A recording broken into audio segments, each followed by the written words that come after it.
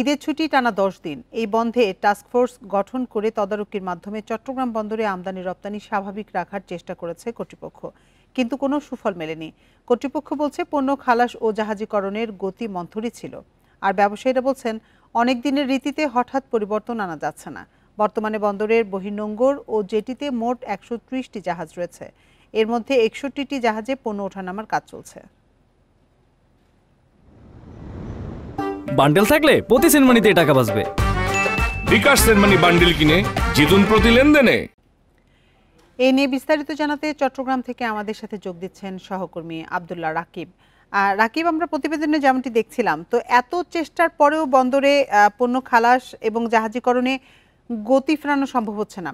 এর কারণ হিসেবে কর্তৃপক্ষ কি বলছে?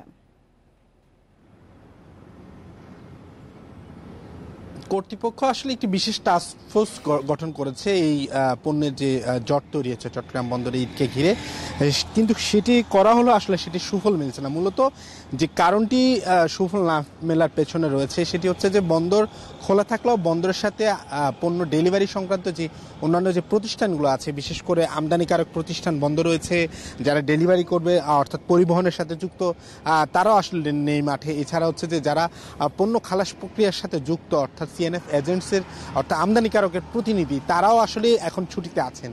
ফলে মূলত বন্দর সচল থাকলেও বা কাস্টমসের সেবা থাকলেও কিন্তু সেটি আসলে পুরোদমে মিলছে না, কারণ এই সংস্থাগুলো তারা ছুটিতে আছে। এবং প্রতি বছরই দেখা যায় বন্দর আসলে খোলা থাকে, কিন্তু মূলত এই পণ্যের ডেলিভারি খালাস কার্যক্রম সেভাবে না থাকায় বন্দরে যে কন্টেনার জট বা জাহাজের যে জট সেটি তৈরি হয়। বর্তমানে চট্টগ্রাম বন্দরের যে হিসাব মতে বর্তমানে আজকে যে চট্টগ্রামের পরিসংখ্যান আমরা দেখছি, চট্টগ্রাম বন্দরে এখন জাহাজ আছে 130টি, এর মধ্যে 61টি জাহাজে কাজ চলছে। মূলত সেটি জাহাজ থেকে জেটিতে বা যে ইয়ার্ডে কন্টেনার বা যে খোলা পণ্য আছে সেটি আসলে খালাস কার্যক্রম চলছে, কিন্তু বন্দর থেকে অন্যান্য আমদানিকারকের প্রতিষ্ঠানে নিয়ে যাওয়ার যে কার্যক্রমটি আছে সেটি বন্ধ হয়ে আছে। এবং যার কারণে যে বন্দরের কন্টেনারের যে স্তূপ রয়েছে আমরা যেটি বলছি সেটি আসলে প্রতিনিয়ত বাড়ছে এবং বলা চলে এটি এই সপ্তাহ নাগাদ চলতে পারে, কারণ সব মিলিয়ে আগামী সপ্তাহে রোববার নাগাদ যে আমদানি রপ্তানি কার্যক্রমের সাথে যারা যুক্ত আছেন তারা কাজে যোগ দিবেন।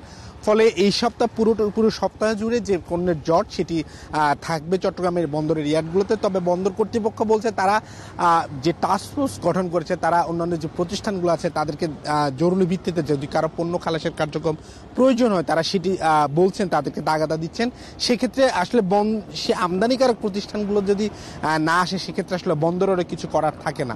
ফলে কার্যত এই জটটি এই সপ্তাহ নাগাদ থাকবে এবং এই বন্দরের আমরা দেখছি প্রায় প্রতিটি ইয়ার্ড এবং প্রতিটি জেটিতে এই বন্দরে যে কন্টেনার রয়েছে যে আমদানিকারকের পণ্য নিয়ে সেগুলো পড়ে রয়েছে।